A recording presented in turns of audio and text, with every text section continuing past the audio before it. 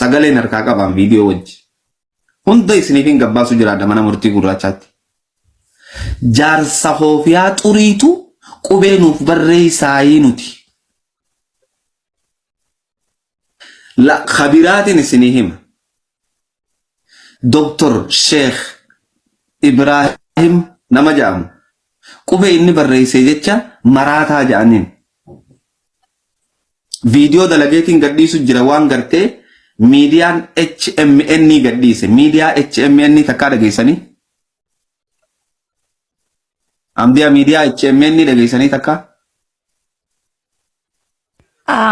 hanuman arkeensa arkeetiin jira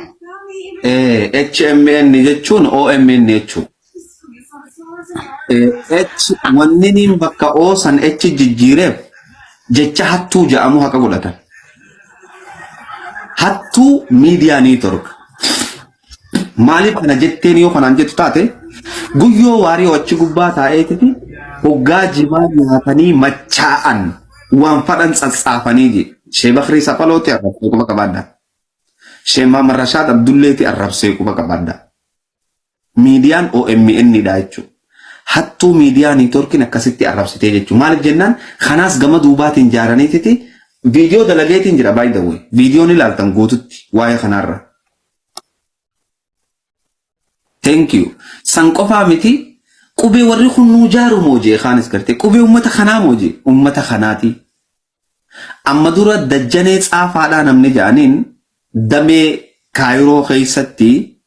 ijoollee teenyatan harargee tachi keessa dalaydu ariyee maaliif ariyee jennaan afaan keessan hoggaa haasoytan hin mi'aawuu jee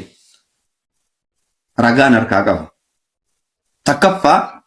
yoo dhiini si keessa jiraate miidiyaa san jalaa deemii bahi unsubscribe godhu